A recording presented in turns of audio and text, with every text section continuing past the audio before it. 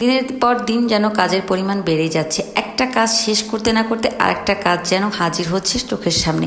আর এই কাজগুলো যদি আমি গুছিয়ে না করতে পারি তাহলে পড়তে হয় আমার আর এক অশান্তির মধ্যে। তাই যেভাবে গুছিয়ে করি তাই নিয়ে এসেছিলাম ছোট্ট একটা ভিডিও। হ্যালো এভরিওয়ান, আসসালামু আলাইকুম, welcome to our new another blog. এই যে সকালবেলা ঘুম থেকে উঠেই মেয়েকে নিয়ে কোচিংয়ে যাওয়ার ডিউটিটা আবার শুরু হয়ে গেল। এরপর আবার খালা কয়েকদিন যাবৎ আসছে না। নাস্তা বানানোর একটা ব্যাপার আছে সকালবেলাতে, তো না আমি যেহেতু মেয়েদের নিয়ে কোচিংয়ে যাই তো নাস্তা বানানোর সময়টা আমার হাতে এখন নেই, তাই বাইরে থেকে নাস্তাটা কিনে এনে সবাই মিলে একসাথে বসে খেয়ে নিলাম। আর এখানে কিছু কাঁঠাল ভেঙে নিয়েছিলাম। এই কাঁঠালটা শক্ত শক্ত, মানে আমাদের বরিশালে বলা হয় আজা কাঁঠাল, শক্ত শক্ত চিবিয়ে চিবিয়ে খেতে খুব ভালো লাগে। আমার তো খুবই পছন্দের একটা খাবার হচ্ছে এই কাঁঠালটা। তারপর বেশ অনেক রকমের ফল আনা হয়েছে বাসায়, তো আমি চিন্তা করলাম ফলের ঝুড়িটা একটু গুছিয়ে নিই। সব ধরনের ফল দিয়ে দেখতে ভালো লাগে যদি টেবিলে এইভাবে খুব সুন্দর করে সাজিয়ে রাখি।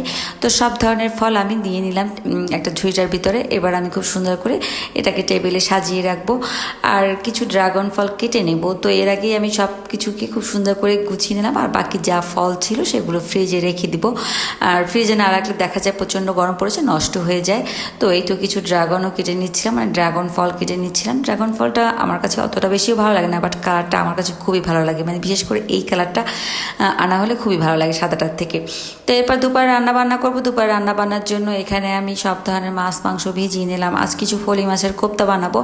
আর কাঁঠালের বিচি কেটে দিয়েছে শাশুড়ি মা, এটাকে আবার আরও পরিষ্কার করতে হবে। চিন্তা করেছি এটা পরে পরিষ্কার করে নেবো। আর যেহেতু ফলি মাছের কোপ্তা বানাতে অনেক বেশি সময় লাগে, তো চিন্তা করলাম আজকে ওই কাজটা না করি। তো এই জন্য ফলি মাছগুলোকে প্রথমে কেটে নেবো, এই জন্য ডিফ্রোস্ট করে নিলাম। আর এদিকে দুপুরে রান্নাবান্নাও বসিয়ে দিলাম। দুপুরের রান্নায় আজকে এখানে শিং মাছের ডিম ভাজি করে নিয়েছিলাম, আর রান্না করে নিয়েছিলাম মুরগির হাড়, মানে হাড় বলতে রোস্ট রান্না করা হয়েছে। তারপর মুরগি যে রোস্টে শুধু মাংসটাই নিয়েছি, বাকি যেই অংশগুলো ছিল মুরগিতে সেই অংশগুলো দিয়ে আজকে ভুনা ভুনা করে দেবো, এতে করে খাওয়া হয়ে যাবে। ফ্রিজে জমা আছে, দেখা যায় বেশি দিন থাকলে আর খেতে ভালো লাগবে না। তো সব ধরনের মশলা দিয়ে আমি খুব সুন্দর করে প্রথমে মশলাটা কষি, এরপর একদম ভুনা ভুনা করে রান্না করে নেব। আর এগুলোতে ঝোল রাখলে বেশি ভালো লাগে না, তাই চিন্তা করলাম ভুনা ভুনা করেই রান্না করি, খেতে একটু ভালো লাগবে আর সবাই মিলে খেয়ে নেবে।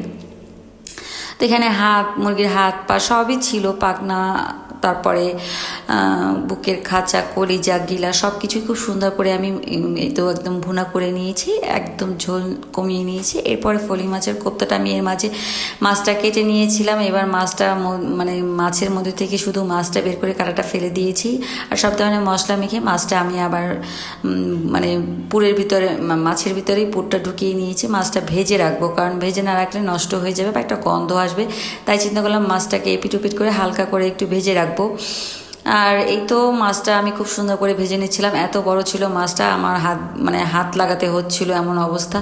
তবে মাছটা কিন্তু খুবই মজার হয়। ফলি মাছের কোপ্তাটা আপনারা খান কিনা জানি না, তবে আমাদের বরিশালে এই খাবারটা খুবই জনপ্রিয় একটা খাবার। অনেক বেশি সময় এবং অনেক বেশি কষ্টের জন্য অনেকে এই খাবারটা তৈরি করে খান না, কিন্তু আমাদের বাসায় কোনো গেস্ট আসলে বা আমার ননদের বাসায় যদি কোনো গেস্ট আসে তাহলে আমরা অনেক কষ্ট হলেও এই খাবারটা বানিয়ে খেয়ে থাকি। ননদের জন্যই এই কোপ্তাগুলো বানিয়েছিলাম, তো ও বলেছিল বানাতে। তো এই তো কোপ্তাগুলো বানানো হয়ে গিয়েছে। তো আজকের ভিডিওটা এই পর্যন্ত। সবাই ভালো থাকবেন, আমাদের জন্য দোয়া করবেন। আল্লাহ হাফিজ।